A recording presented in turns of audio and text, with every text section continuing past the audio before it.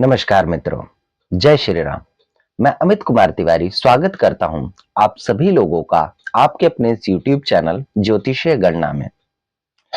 मित्रों, जैसा कि आप सभी लोग जानते हैं, हम इस YouTube चैनल के माध्यम से अपने ज्योतिषीय ज्ञान में दिन प्रतिदिन वृद्धि करते जा रहे हैं। मित्रों, अभी तक हमने इस YouTube चैनल के माध्यम से अपने ज्योतिषीय ज्ञान में भाव 1 से लेकर के भाव 11 तक के समस्त विषयों के बारे में जाना एवं उसे जानने का प्रयास किया। मित्रों, अगर अभी तक आपने इस YouTube चैनल के माध्यम से इन सभी चीजों के बारे में नहीं जाना है और डायरेक्ट आप इस वीडियो पर आ गए हैं, तो आप इस चैनल पर जाकर के उन सभी वीडियोस को भाव 1 से लेकर के अध्याय 1 से लेकर के एवं अध्याय 13 तक आप इन समस्त भावों के बारे में जानिए।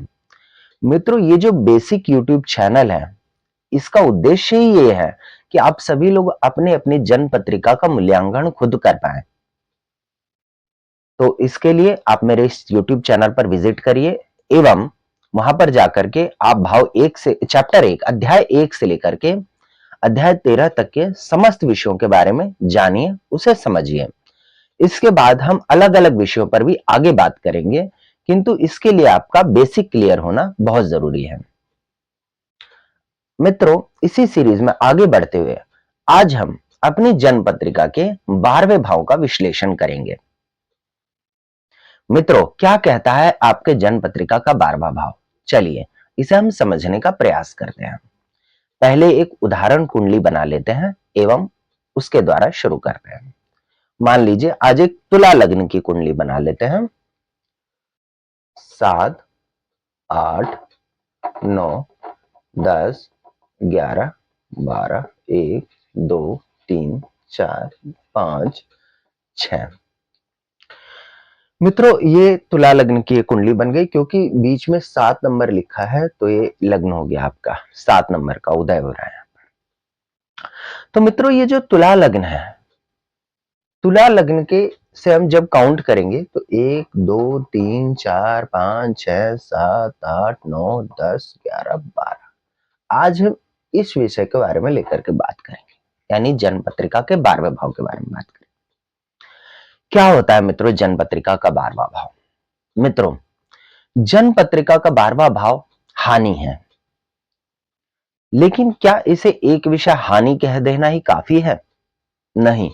यहां पर जो है, जैसा कि आपने मेरी ठीक इससे पीछे वाली वीडियो अध्याय 13 में आपने देखा होगा कि जन्म पत्रिका का 11वां भाव लाभ का था, तो इससे ठीक अगला भाव हानि का होता है, 12वां भाव। इसी इसी भाव के अंदर हम जो है, क्योंकि त्रिक भाव के अंदर भी आता है, जिसको हम पिछली वीडियोस में बात कर चुके हैं कि 6, 8, 12 यानी कि जन्म पत्रिका का 6ठा भाव, जन्म पत्रिका का 8वां भाव और जन्म पत्रिका का 12वां भाव त्रिक भाव में आता है। इन्हें शुभ नहीं माना जाता। मित्रों, जन्म पत्रिका का 12वां भाव बात करता है आपके व्यय को लेकर के, आपके खर्चों को लेकर के। आप जीवन में कितने खर्चीले हैं, आपके आरामदायक जो आपका जीवन है, आप लाइफ के कंफर्ट के ऊपर कितना खर्च करते हैं, वो सब कुछ आपकी जन्म पत्रिका का 12वां भाव बताता है, व्यय का भाव। आप कितना लोगों से कर्ज लेते हैं, वो भी आपकी जन्म पत्रिका का 12वां भाव निर्धारित करता है। मित्रों, साथ में ये आपके नुकसान, क्या आप विदेश जा पाएंगे या आप फॉरेन की सेटलमेंट लेना चाहते हैं? काफी सारे ऐसे लोग होते हैं जो विदेश जाकर के नौकरी करना चाहते हैं, वहीं बस जाना चाहते हैं, तो भी आपकी जन्म पत्रिका का 12वां भाव ही आपको बताता है। ये भाव आपके सन्यास की भी बात करता है, ये भाव मोक्ष का भी भाव है। यहां पर मोक्ष का भाव, ऐसा नहीं कि यहां पर मृत्यु की बात हो रही है, यहां पर मृत्यु की बात नहीं हो रही। मृत्यु का भाव अगर आपने पिछली वीडियोस देखा होगा तो उसके अंदर अध्याय जो हमने बात करी थी 8वां भाव, ये जो 8वां भाव होता है, यह मृत्यु की बात होती है। लेकिन यहाँ पर मोक्ष की बात हो रही है। मोक्ष से मेरा यहाँ पर अर्थात है कि क्या आप अपने जीवन के सुख, जो आप कंफर्ट लेते हैं, जीवन के ऐश्वर्यता, आराम लेते हैं, क्या आप उससे मुक्ति पा सकते हैं? उसकी बात आपकी जन्म पत्रिका का 12वां भाव करता है। क्या परमात्मा के प्रति आपका झुकाव है? क्या वो सच्चा झुकाव है एवं कितना झुकाव है, तो वो भी आपकी जन्म पत्रिका का 12वां भाव ही यहां पर बात करता है।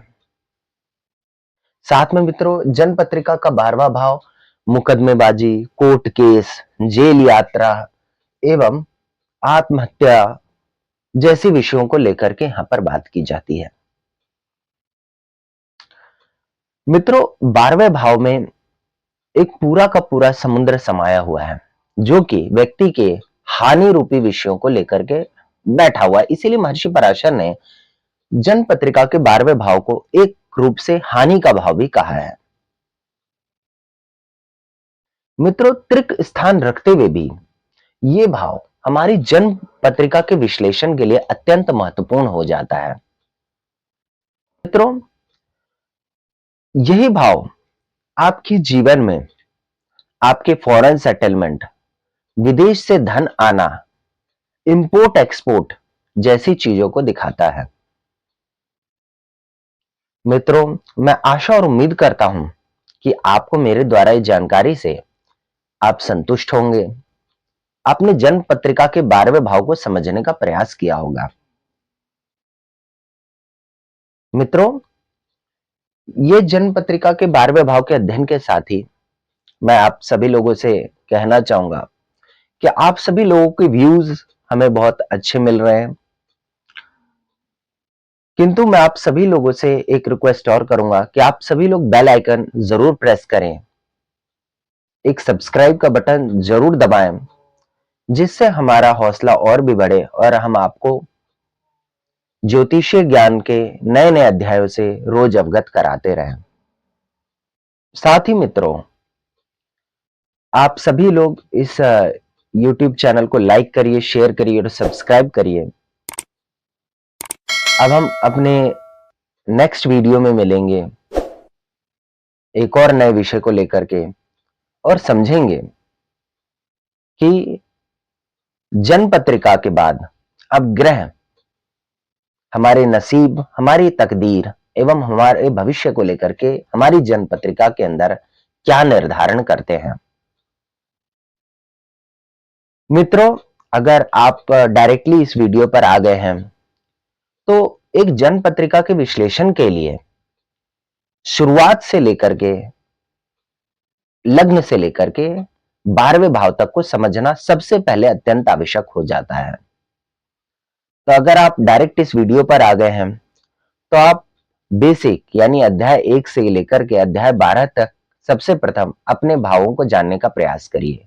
उसके लिए आप इस YouTube चैनल पर जाइए एवं समस्त वीडियो को देखिए। मित्रों, आज के लिए इतना ही। बहुत बहुत धन्यवाद। जय श्री राम।